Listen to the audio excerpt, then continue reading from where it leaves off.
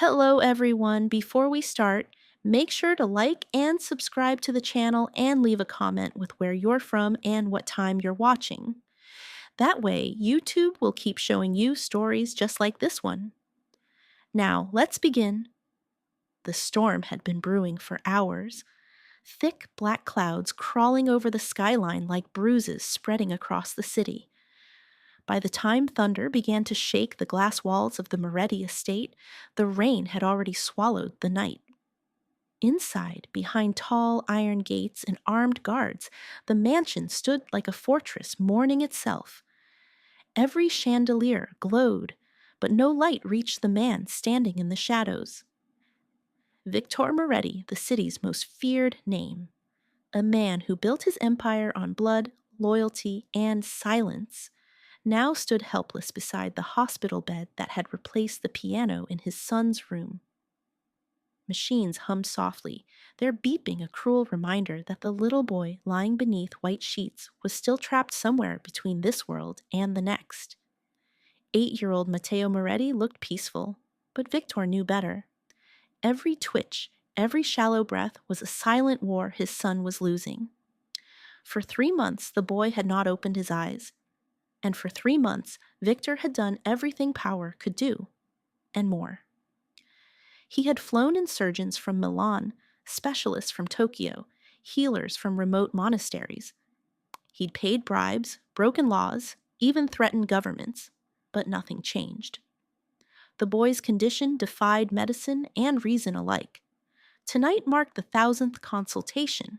The latest team of white-coated experts had just left the room, their confidence shattered, their words carefully chosen. "His organs are weakening, Mr. Moretti," one of them had said softly. "We've done all that's possible. I'm sorry. Sorry." Victor hated that word more than death itself. He waited until the door closed before his fist came down hard on the desk, shattering a glass of whiskey into pieces. The sound startled the servants outside, but no one dared enter. "Find someone who isn't sorry," he growled, his voice deep, cracking with fury. "Find someone who can fix him." But there was no one left to call. In the long hallway outside Matteo's room, servants whispered beneath their breath, stories that spread like smoke in a house with too many secrets. They spoke of a curse, one that began the night Matteo fell ill. That same night, his mother, Isabella, had collapsed in her dressing room, her heart stopping before dawn. Some said her spirit lingered, bound to her child. Others believed Matteo was never meant to live long, that his birth had broken something sacred.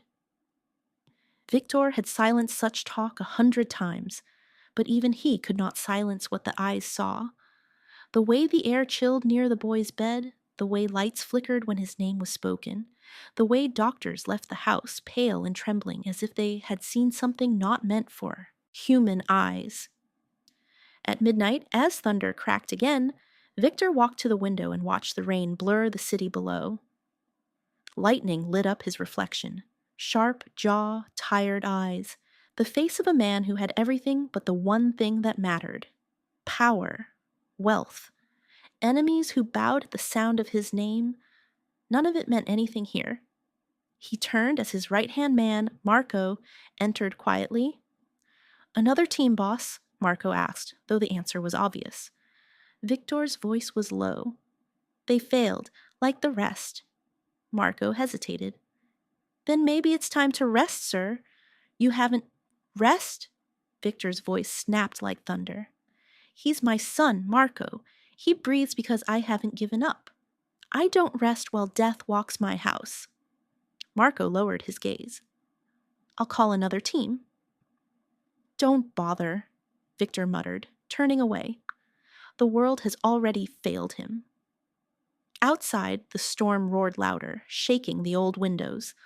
Somewhere beyond the gates, the city lights flickered, and the sound of tires splashing through puddles echoed faintly, soft at first, then growing closer.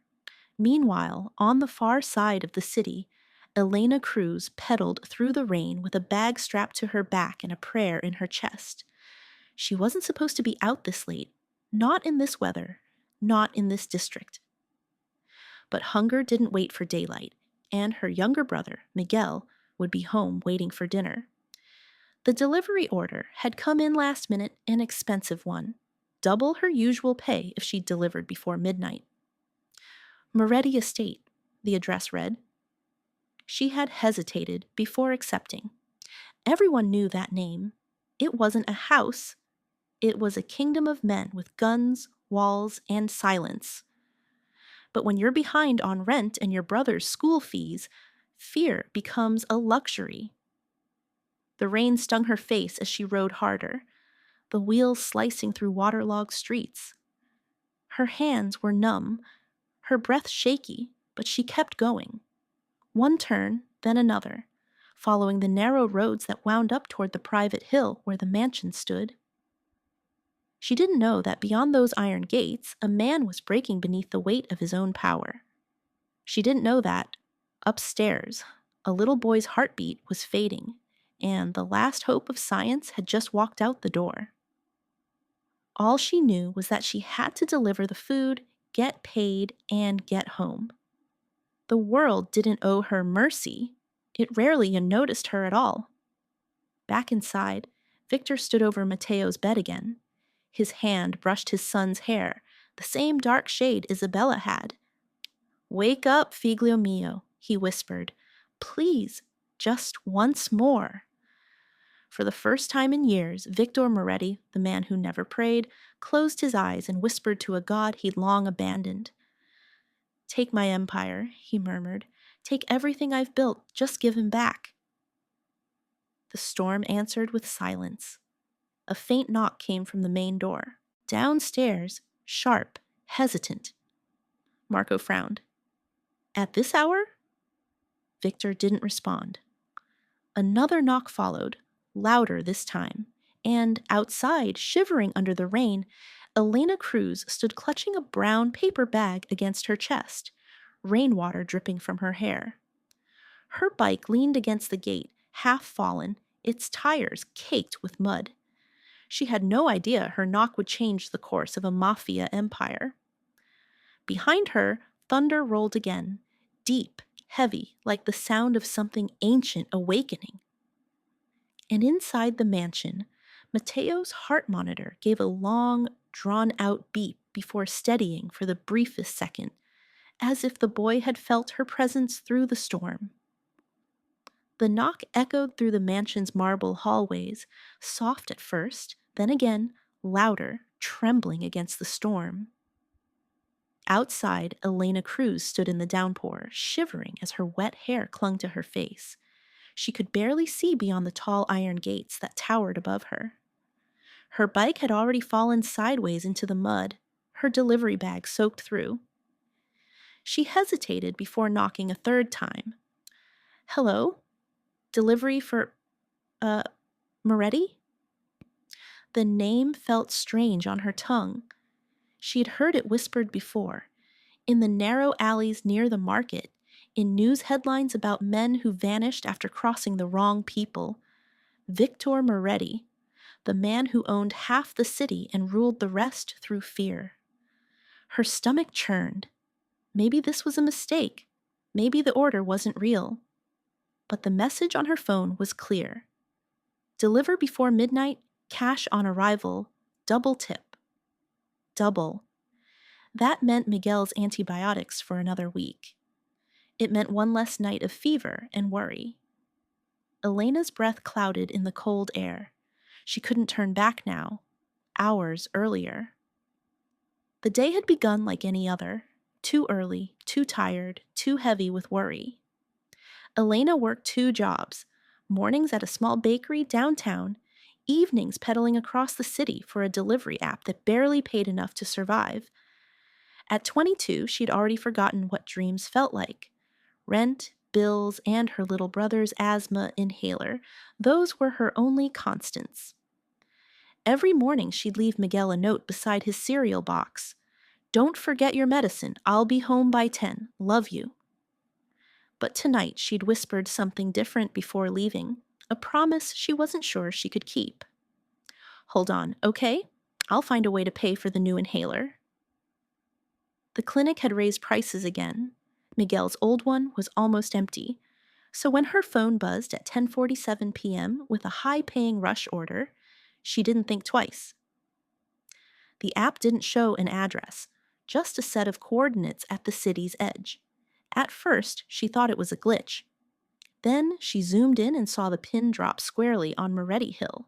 Her hand had frozen on the handlebars. Everyone in the city knew what that hill was.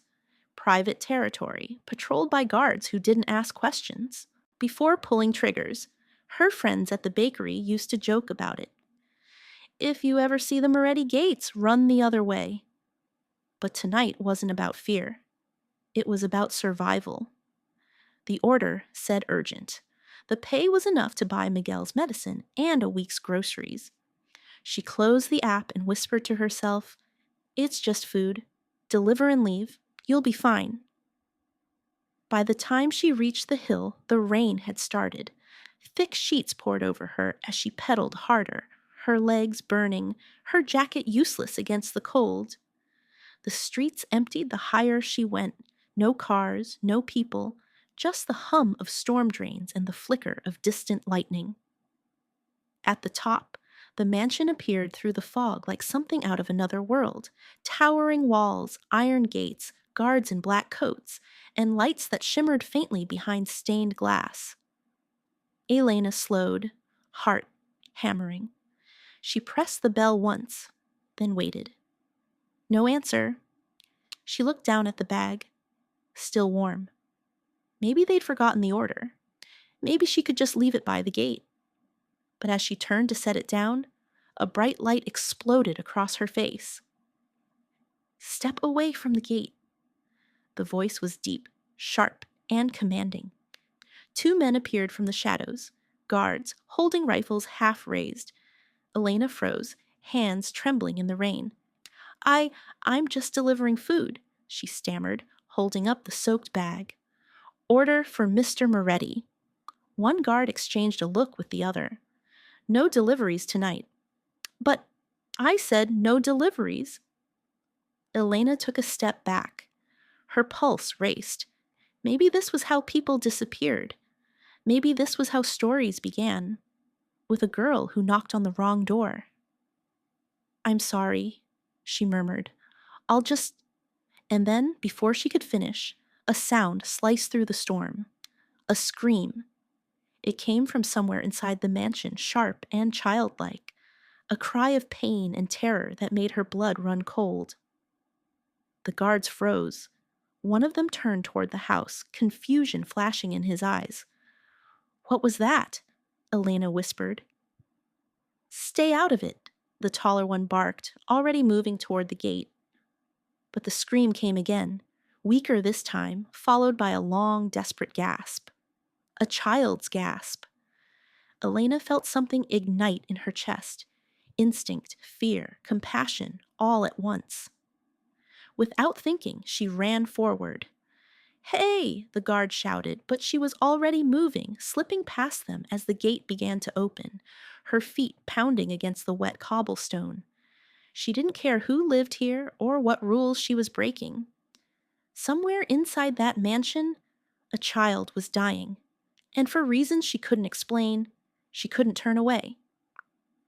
Inside the gates, the air felt different, heavy, charged, like the mansion itself was alive and grieving.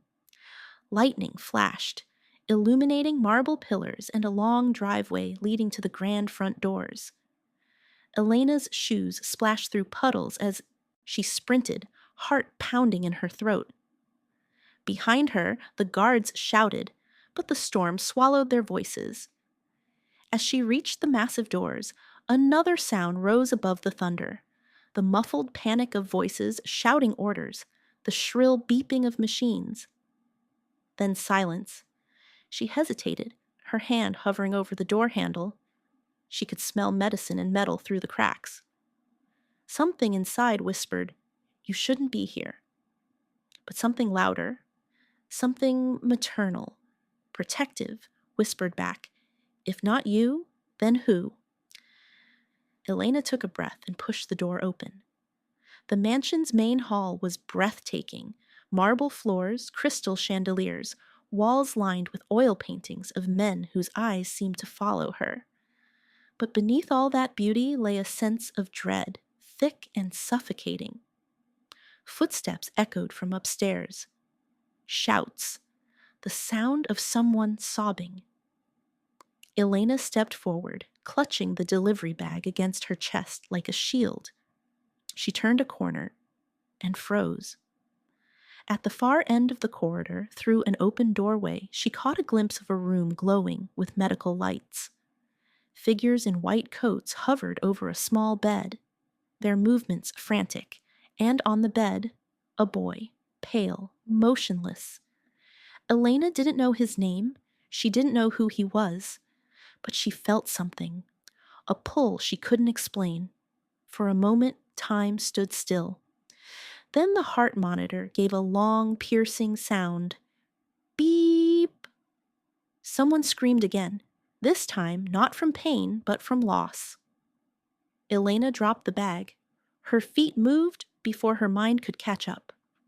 No, wait, one of the doctors shouted, but she was already running toward the sound, through the threshold, into the chaos. The sound that greeted Elena as she burst through the doorway was not life. It was the hollow hum of machines surrendering. Doctors crowded around the small figure on the bed, their white coats smeared with panic. The air smelled of antiseptic and despair. Wires hung from the monitors like tangled veins. Their beeping grew slower, weaker, until the final tone pierced the air, long, unbroken, merciless. Beep! At the center of it all, a man knelt beside the bed, massive shoulders bent, head bowed, trembling hands gripping the sheets. His voice was a whisper that broke something inside her. Matteo. My boy. It was Victor Moretti. She didn't need anyone to tell her. The presence of him filled the room like thunder waiting to strike. Cold, commanding, dangerous. Yet at that moment, he was not a Mafia king. He was just a father watching his world die. A doctor turned, his face pale. We've lost him, sir. The words sliced through the air. Victor's head snapped up. No! His voice cracked. Try again. Another doctor shook his head helplessly. There's nothing more. Try again, he roared, slamming his fist into the metal railing of the bed. I said do something.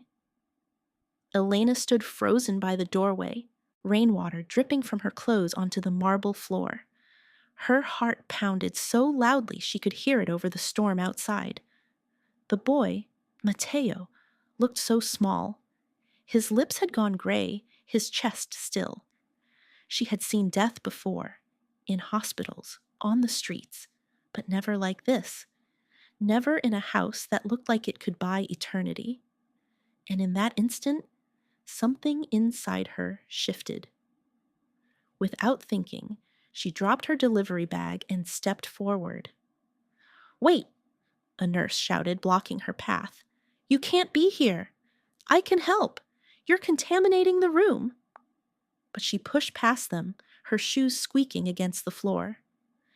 Everything inside her screamed don't, but something deeper. Instinct, memory, urged her forward. When she reached the bedside, Victor's hand shot out and grabbed her arm like iron. Who are you? He hissed. Get out. Elena looked into his eyes that could command armies, and saw only a father breaking apart. Please, she whispered. Just let me try.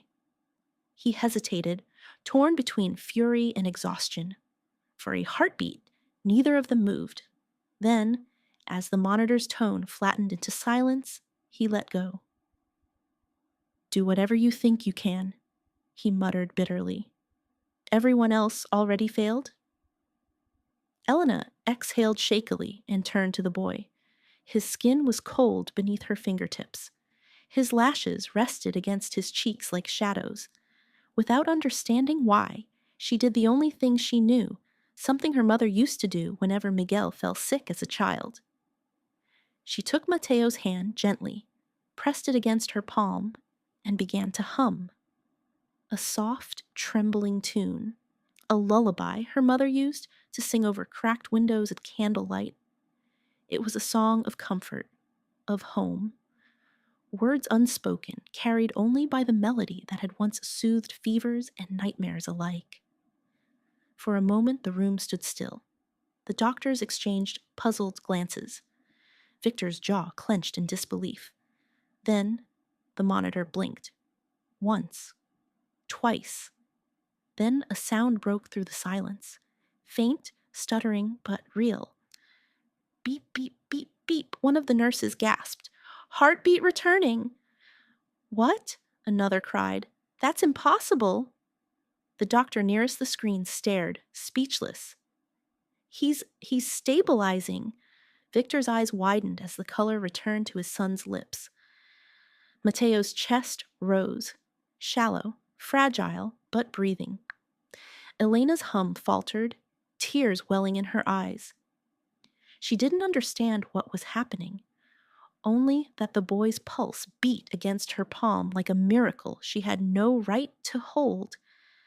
And then, suddenly, Mateo coughed, a soft, ragged sound that filled the room like thunder breaking. Everyone froze. Victor stumbled to his feet, staring at the monitor, then at Elena. What did you do? He demanded, voice shaking. What did you just do? Elena pulled her hand back, trembling. I didn't. Don't lie to me. The doctors looked as stunned as he did. One crossed himself. Another whispered, I swear she didn't touch any instruments. Victor turned toward them, eyes blazing. Get out, all of you. Sir, we need to, now. The room emptied in seconds. Only Elena and Victor remained, standing on opposite sides of the boy who had just returned from the edge of death. Victor's breathing was heavy. He stared at her as if seeing something not of this world. Who sent you? He asked. No one. Are you a nurse? She shook her head. No. Then what are you? Her voice barely came out. I'm just a delivery girl. He laughed once, harsh, disbelieving. A delivery girl? Elena nodded, her eyes fixed on Mateo's slow, steady breaths. I was just delivering food. Food, he echoed, incredulous. And you somehow did what 1,000 doctors couldn't. I didn't do anything, she said softly. I just hummed a song. His voice rose, echoing off the walls. You expect me to believe that? I don't know how it happened, she whispered. I swear. He stepped closer, towering over her. Then tell me why it happened. Tell me who you really are. Elena backed away, her heart racing. Please, I just want to go home. Victor's hand lifted, not to strike her, but to stop her from moving. The fear in his eyes was raw, unfiltered. You're not leaving, he said finally. Not until I know what you did to my son. 2 guards entered at his signal. Put her in one of the guest rooms, Victor ordered. She stays here. No calls, no visitors. Elena's mouth fell open. You can't. He turned to her, voice low. You brought my son back from the dead. Until I understand how, you're not going anywhere. She wanted to scream, to fight, to demand release. But one look at Mateo, breathing softly under the glow of the monitors, silenced her. If leaving meant endangering that fragile life again, she couldn't. Not yet. The guards led her down the long, dim hallway to a servant's room at the far end of the mansion. The air smelled of old wood and rain. She sat on the edge of the narrow bed, soaked, shaking, too numb to think. What had she done? She replayed the moment in her head, the touch, the song, the impossible revival. None of it made sense. She'd healed nothing. She'd only been there. The rain outside softened into a quiet drizzle. Somewhere in the mansion, footsteps echoed faintly, then faded. Elena curled up under the blanket, exhaustion dragging her eyes shut, her thoughts blurred, drifting between fear and disbelief. Maybe when she woke, it would all make sense. Maybe she just dreamed it. In another room, Victor sat by his son's bedside, staring at Mateo's peaceful face. He couldn't sleep. He couldn't stop replaying that moment. Her voice, the glow on the monitor, the impossible rebirth. He didn't believe in miracles. Not until now, and that terrified him. Hours later, as dawn's first light crept through the curtains of the servants' room, Elena stirred. Her breathing was calm, her mind still heavy with dreams. Then a faint whisper reached her ears. Soft, distant, carried through the half-open door. Lena. Her eyes snapped open. For a moment she thought she'd imagined it, but then it came again, weak but clear. Elena. The voice of a child, Mateo. Her heart stopped, and before she could move, the door creaked, as if the mansion itself was listening. Elena woke to the soft murmur of footsteps in the hallway. The air in the mansion was colder now, heavy with the scent of stone and secrets. For a second, she forgot where she was. Then she saw the tall ceiling, the gilded mirror, and the door that was always locked from the outside. The realization returned like a bruise pressed too hard. She wasn't a guest here. She was a prisoner. Days had passed since the night of the miracle, though she'd lost count of how many. The rain had stopped, but the silence never did. Every morning, a tray appeared at her door, food untouched by warmth, a reminder that someone, somewhere, watched her. Victor Moretti hadn't spoken to her again. The only reason she was allowed to walk beyond her room at all was Mateo. The boy had asked for her. So the guards escorted her to his room each morning, their hands resting lightly on their guns. Mateo's room was brighter than the rest of the mansion, soft light filtering through pale curtains, toys scattered untouched across the carpet. Yet there was something eerie about the space, as if joy had once lived there, but fled. When Elena entered, Mateo smiled faintly. His skin still looked fragile, but color had returned to his cheeks. "You came back," he said softly, as if afraid she might vanish if he spoke too loud. She smiled. "I told you I would?" He tilted his head. "Papa says you made the angels come back." Elena's throat tightened. "I don't know about angels," she said gently, kneeling by his bed. "But I'm happy you're feeling better." He nodded, clutching a stuffed lion close. "Sometimes they go away when she comes." Elena frowned. "Who?" "The cold woman." His eyes darted toward the window. "She comes when it's dark. She stands there, by the curtain. She doesn't move, but I can feel her looking at me." A chill crawled down Elena's spine.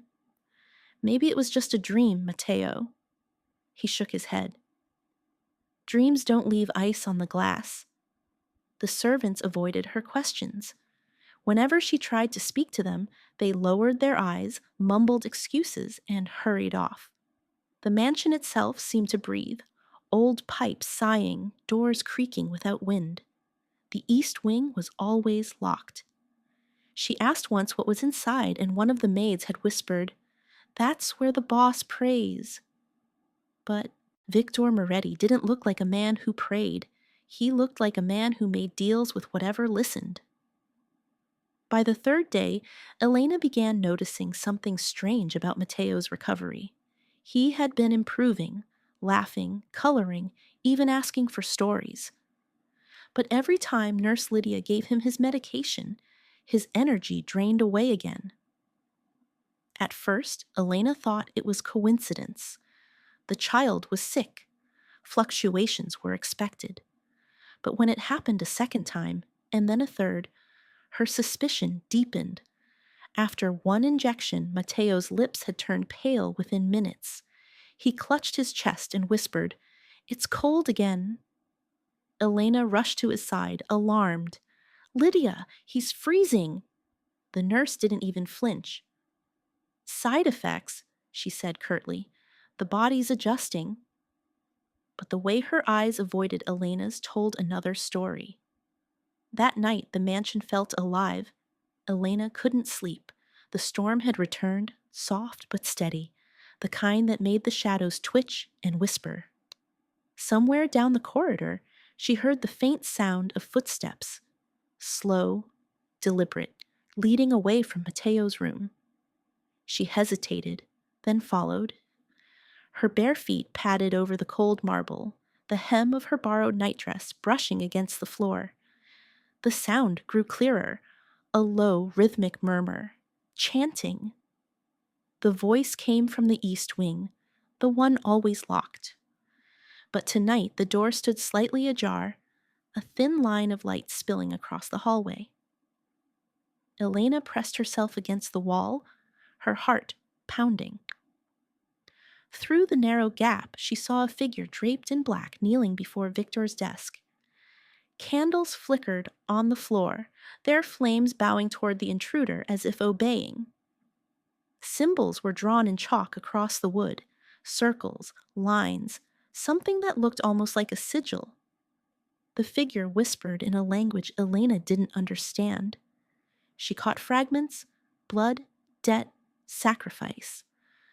Then she saw Victor. He stood in the shadows, watching. His face was hard, unreadable, but his eyes burned, not with devotion, but desperation. Elena's breath hitched. She stepped back too quickly, the floor creaking under her heel. The chanting stopped. The figure turned sharply toward the door. Elena froze, then ran. She didn't stop until she was back in Mateo's room, pressing her back against the closed door, gasping for breath. The boy stirred in his sleep, mumbling softly. She hurried to his bedside, trying to calm her trembling hands. His pulse, steady, his breathing, normal. Then she noticed something she hadn't before. A mark on his wrist. Small, circular, faint, like a burn that hadn't been there the day before. When she brushed her fingers over it, Mateo shivered in his sleep. She lit a candle from the table and brought it closer. The mark shimmered. For a brief, impossible moment, it glowed, a dim, silvery light pulsing like a heartbeat. Elena's blood ran cold. She leaned closer. The edges of the mark weren't natural. They were etched, like symbols pressed into the skin. It looked almost identical to one of the drawings she'd seen on Victor's desk. She stumbled back, knocking over the candle. Wax spilled onto the floor, snuffing out the light. Mateo whimpered in his sleep. "Elena?" he murmured. She froze. His voice was distant, almost not his own. "She's here," he whispered. "She doesn't want you to know." Elena's eyes darted to the window. The rain had stopped, but frost traced the glass, thin, jagged lines that hadn't been there before. Something cold moved through the air, brushing against her cheek. The curtain swayed without wind, and for the briefest moment, only a heartbeat, she thought she saw her. A woman in black, standing just beyond the glass, watching. Elena blinked, and she was gone. Her pulse thundered. She grabbed Mateo's hand, the one with the mark. It had stopped glowing, but the faint warmth remained, as if something inside him wasn't entirely human anymore. Whatever was happening here wasn't sickness, and whatever had healed him that night hadn't left. She looked toward the door where faint shadows moved under the crack, footsteps soft and patient. Someone was coming. Elena blew out the candle, clutching Mateo close. The door handle turned. The door turned slowly and then stopped. Whoever stood outside waited. listening. Elena didn't move. Her breath came shallow, heart pounding in her ears. After a long moment, the footsteps retreated. Only when silence reclaimed the hall did she dare move again. She looked down at Matteo, still asleep, his tiny hand resting over the strange black mark.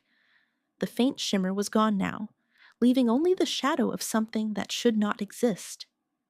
Elena stayed by his side until dawn. By morning, the mansion's corridors were back to their cold routine. Servants moved quietly, guards exchanged clipped nods, and the house pretended to be normal. But it wasn't. Elena could feel it. The walls breathed secrets. When breakfast came, she didn't eat.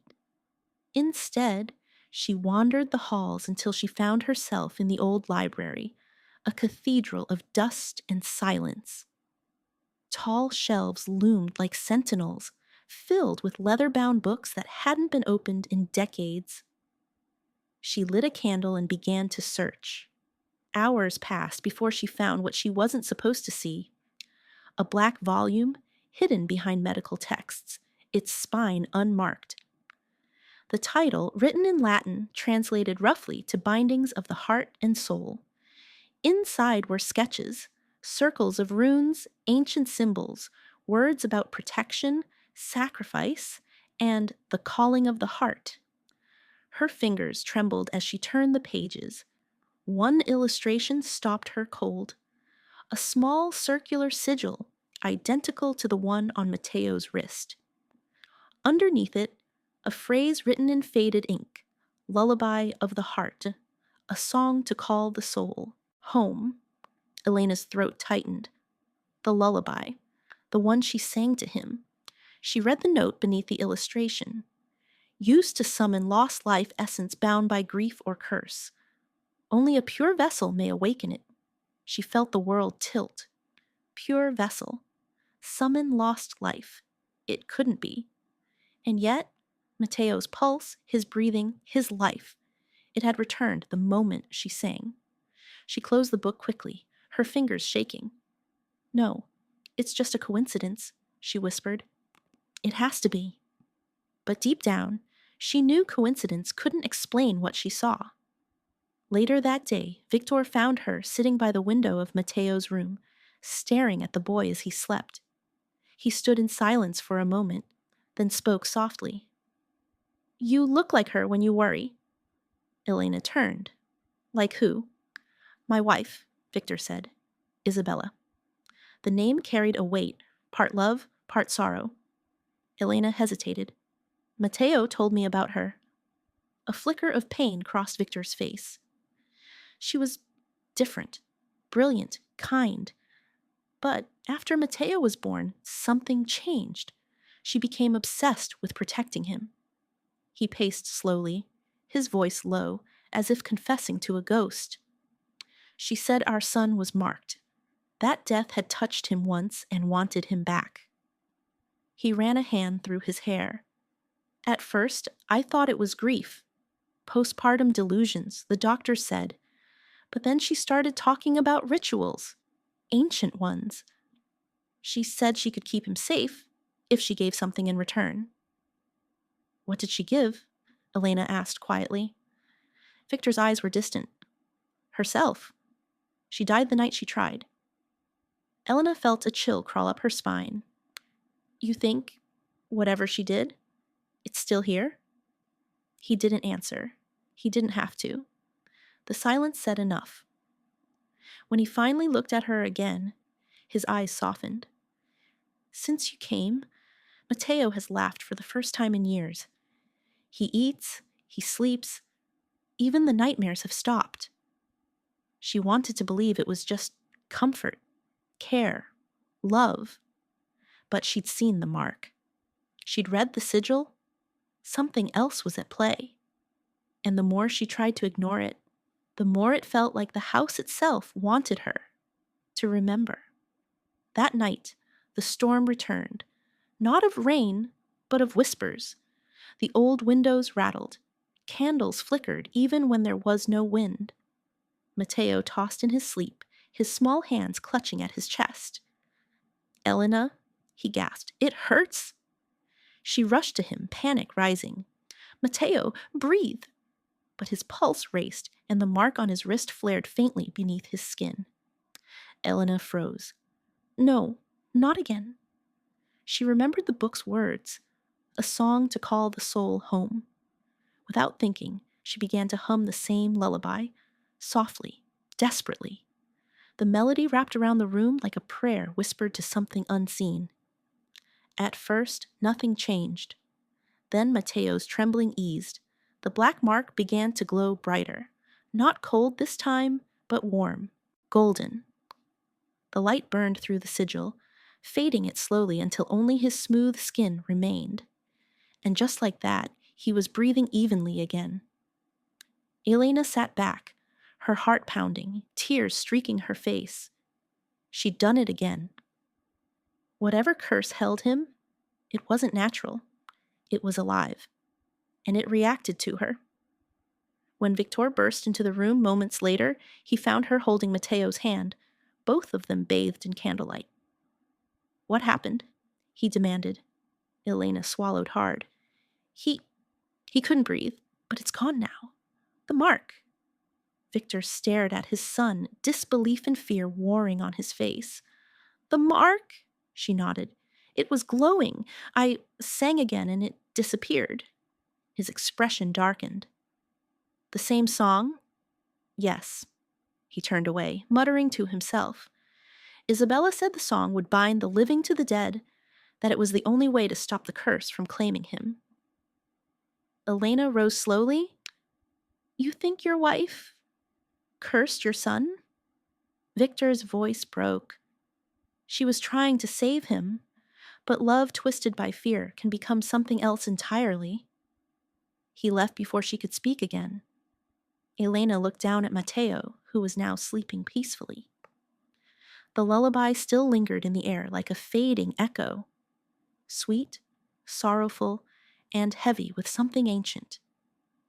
As she stepped into the corridor later that night, she heard voices down the hall. She froze, moving closer to the shadows.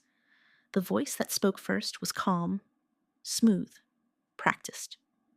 Dr. Valenti, Victor's personal physician. "She's more dangerous than she knows," he said. A pause, then another voice, lower, unfamiliar, almost like a hiss. "Then finish what Isabella started," it whispered, "before the girl ruins everything." Elena's heart stuttered. "Understood," Valenti replied. "I'll handle her myself." Footsteps echoed, drawing closer. Elena slipped back behind a pillar, her pulse hammering. When Valenti passed, his reflection caught briefly in the window, a sharp face, eyes glinting like glass. For a second, she could swear the air around him shimmered, bending the candlelight into strange, warped shapes. She waited until he vanished into the east wing before she dared to breathe again. Her hands shook as she pressed them over her heart. The curse wasn't just old, it was living, and whatever Isabella had bound to protect her son, someone in this house was trying to finish it. The mansion slept under a blanket of silence, but Elena couldn't. Dr. Valenti's words replayed in her mind like a curse. "Finish what Isabella started, before the girl ruins everything." She sat in the dark, staring at the candlelight trembling across her palms. Every instinct screamed at her to run, to take Matteo and disappear before morning. But something stronger kept her rooted. She needed answers, and she knew exactly where to find them. The East Wing was off limits, locked, guarded, and avoided by every servant in the house. But that night, when the storm outside rose in a frenzy of thunder and wind, the guards left their posts to check the outer gates. Elena waited until the last shadow vanished, then crept down the hall, her heartbeat echoing in her ears.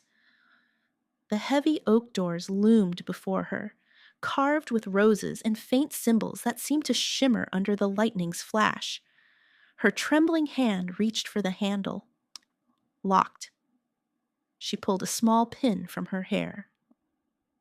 Years of surviving the streets had taught her more than delivery routes. It took only seconds before the latch gave a soft click. The door creaked open. Cold air rushed out, carrying the faint scent of dust, old wax, and something floral. Lavender, maybe, or memory. Inside, the wing was shrouded in gloom.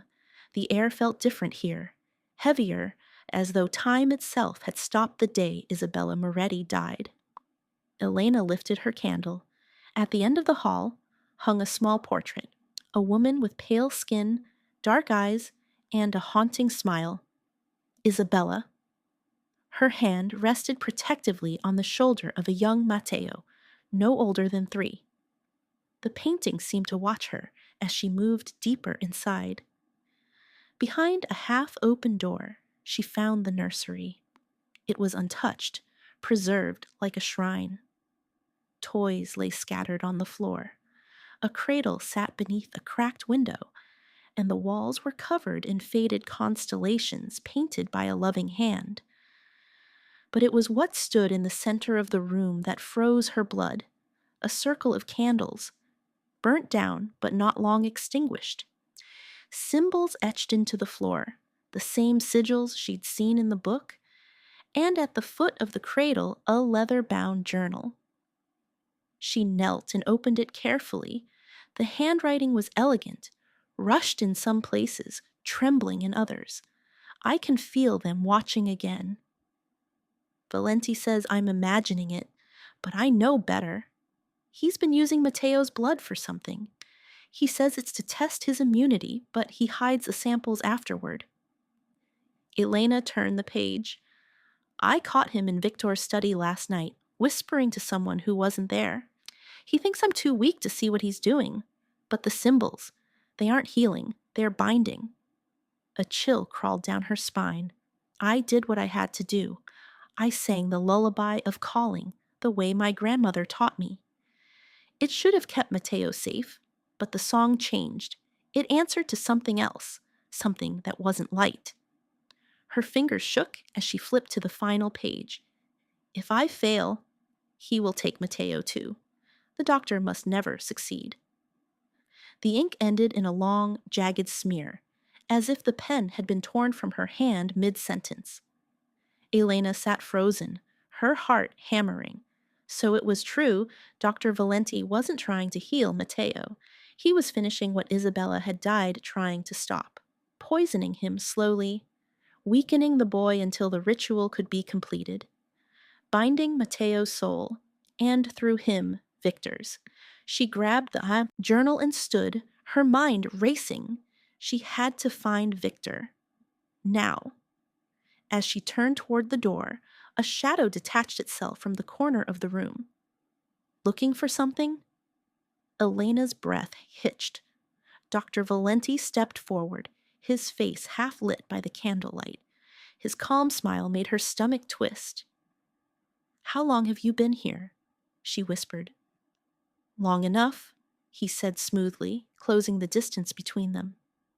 You really shouldn't wander where you don't belong, Miss Cruz. The East Wing is private. Elena clutched the journal behind her back. You were using Matteo. You're the reason he's sick. His eyes glittered. Sick? No, he's chosen. His mother's ritual almost worked, but she didn't have your voice. She backed away. What are you talking about? Valenti's tone darkened, his words deliberate. The song, Elena, the lullaby.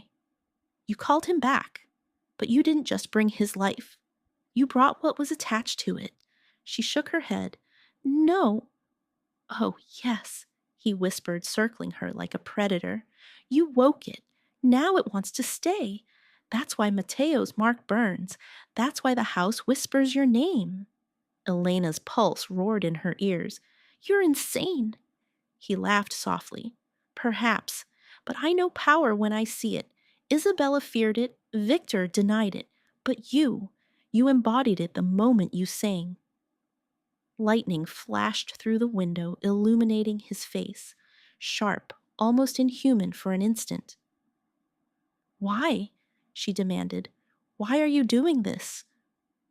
For Victor, he said simply. He doesn't realize it yet, but when the bond is complete, his will, his entire empire, will be mine to guide. Through the boy. Through you. Elena felt her stomach turn. You're using them. I'm perfecting them. He took a step closer, lowering his voice. You shouldn't have sung that song, girl. Her fingers tightened around the journal. He smiled, a cold, knowing smile.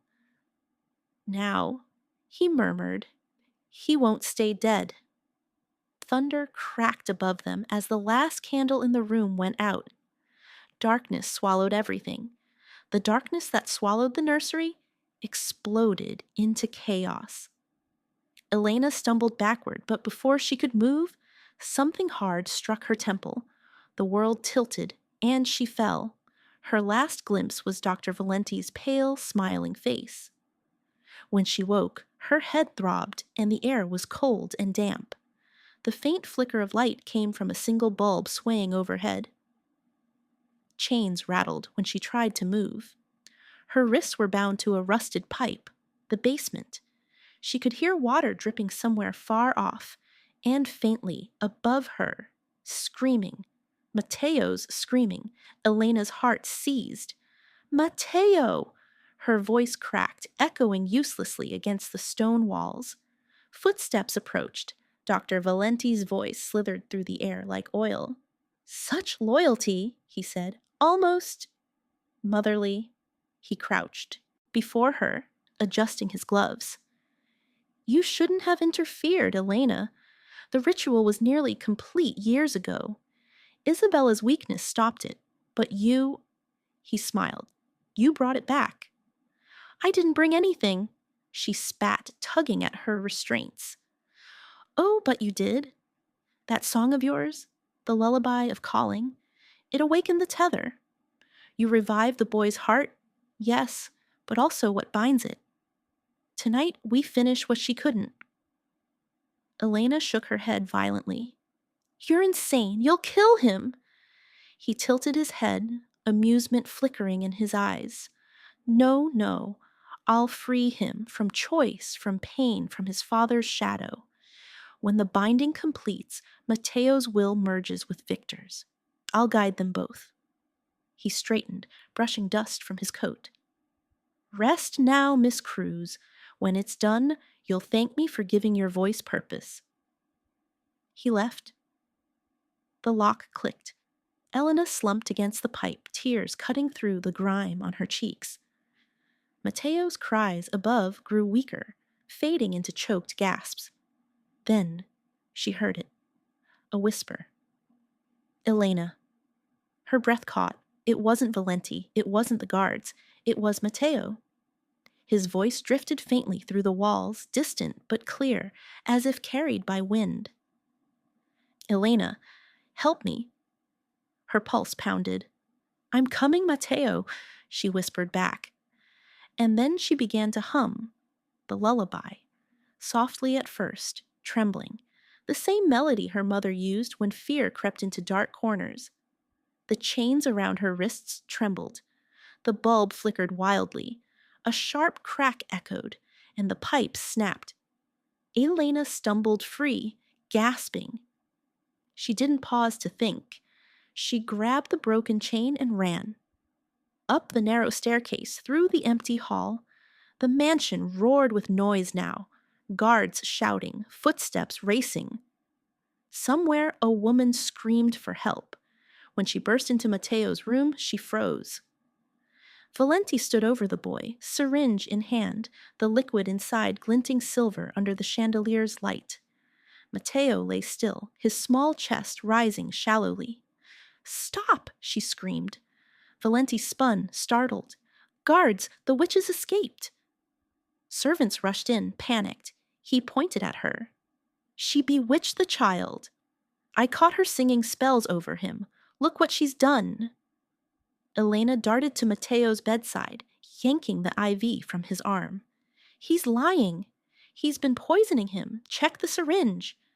Valenti's eyes darkened. Touch that, and you'll kill him faster.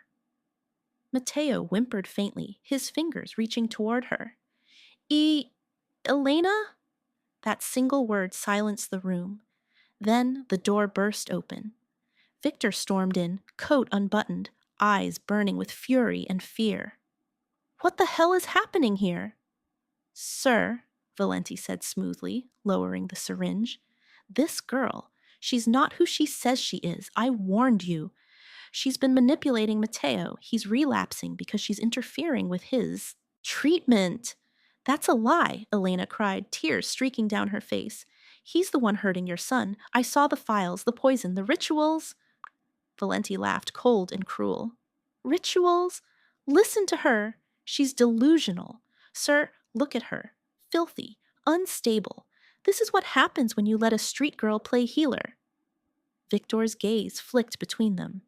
His hands trembled as he looked at Matteo's frail body, then at Elena's desperate face. Why should I believe you? He whispered. Because you saw it, Elena said, voice breaking. You saw the mark vanish when I sang. You felt it too. He's killing your son, Victor. Check the cameras. Please, just check them. Valenti's mask faltered, just for a second. Victor's jaw tightened. He turned to his men. Go to the security room, now. Pull every feed from tonight. The room tensed. Valenti stepped back, his fingers twitching toward his coat pocket. You're making a mistake, he hissed. By the time you see the truth... Elena's heart pounded. The guards rushed out. The truth was seconds away. Seconds before everything shattered. The mansion was silent save for the hum of monitors and the uneven rhythm of Matteo's failing heartbeat. Then, a door slammed open. 2 guards stumbled into the room, pale-faced, clutching a tablet. Sir, one stammered, you need to see this.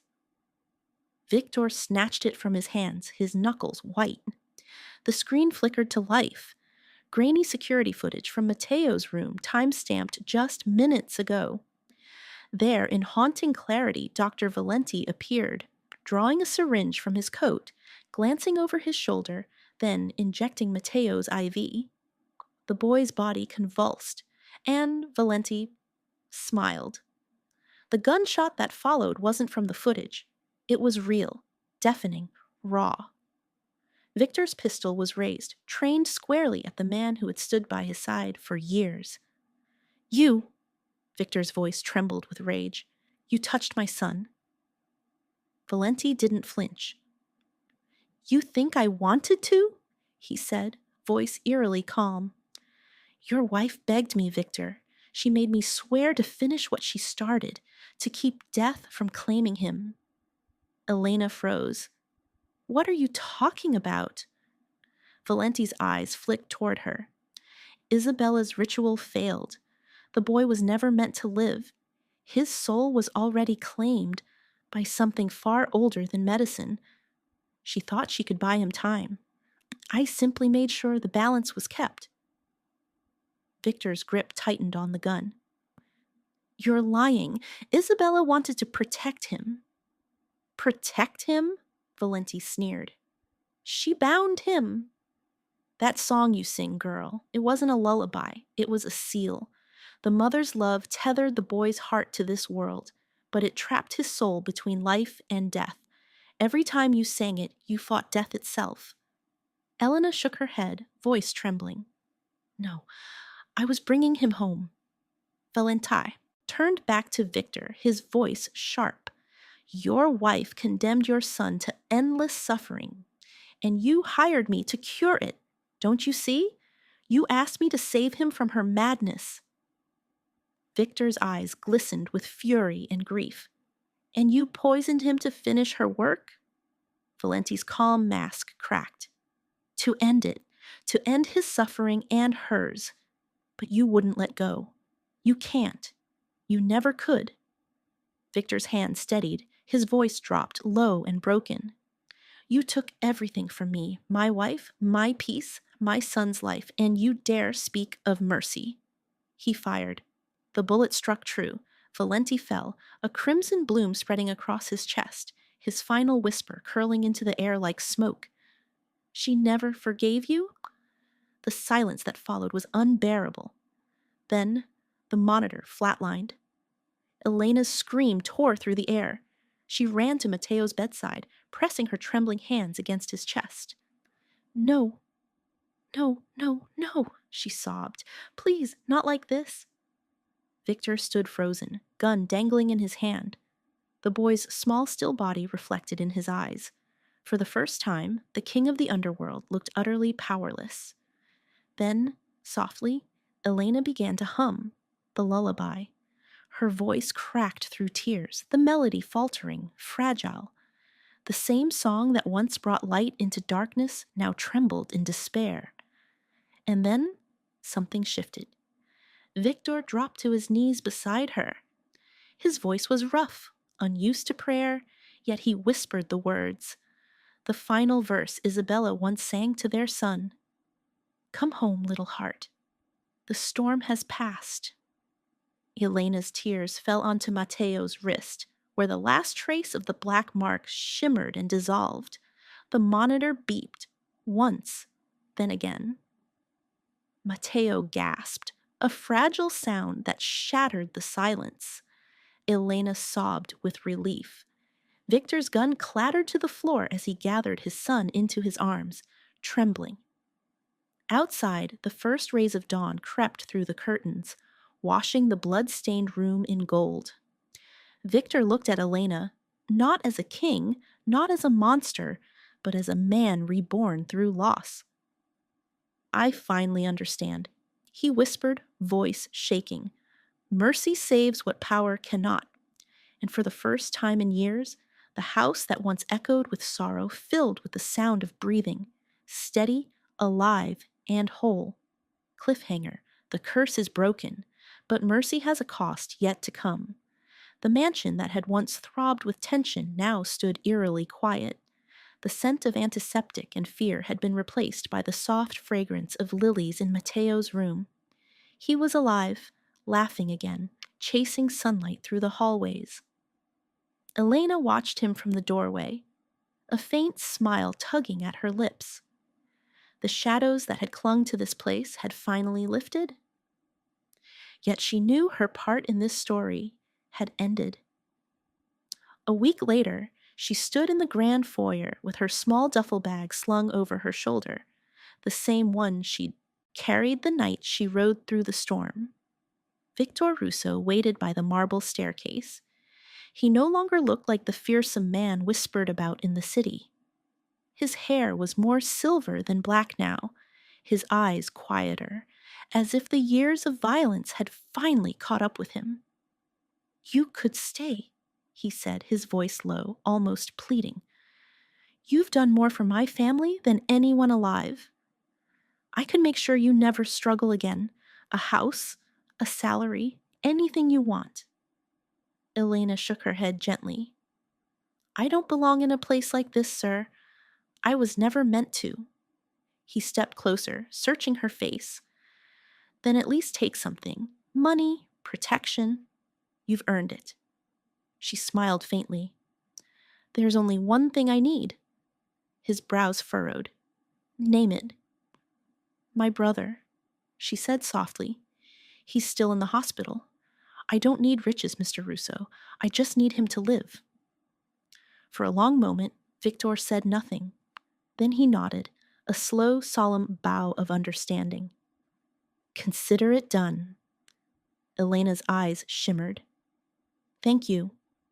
When she turned to go, Mateo ran from the hallway, calling after her. Elena! She bent down as the little boy threw his arms around her neck.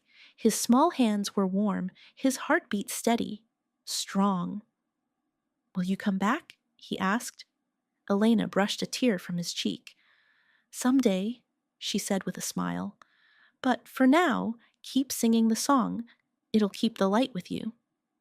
He nodded, and she pressed a soft kiss to his forehead. Moments later, the gates of the Russo mansion opened. The sky was gray, the streets glistening from morning rain. Elena stepped out with her umbrella, her worn sneakers splashing through puddles as she disappeared into the city, the same way she had come, quiet and unseen. 2 days later, in the hospital, she walked down a familiar corridor, the one that had always felt too long, too sterile, too full of worry. But today, something was different. Her brother's bed was empty. Heart racing, she ran to the nurse's station. "Where is Daniel Cruz? Room 17? The nurse looked up and smiled. "He's been discharged, healthy as can be." Elena froze. Discharged? But his bills— "All paid," the nurse said, sliding a sealed envelope across the counter. "And this was left for you." Elena opened it with trembling fingers. Inside was a small note written on thick paper, neat and deliberate. "You saved my son's life. Let me save your brother's. VM." Beside it lay half of a black charm, the same kind that once marked Mateo's wrist. It had been shattered clean down the middle. Elena's throat tightened. She clutched the charm in her palm and stepped outside. The rain had stopped, leaving the city wrapped in a soft silver mist. She looked up at the sky and began to hum, that same lullaby, only now it sounded lighter, freer, carried not by sorrow, but by hope. The world seemed to listen, and as she walked down the empty street, her reflection rippling in puddles, one truth lingered in her heart, a whisper that would outlive them all. The poor girl healed the rich man's curse and taught him that even in darkness, light answers to love.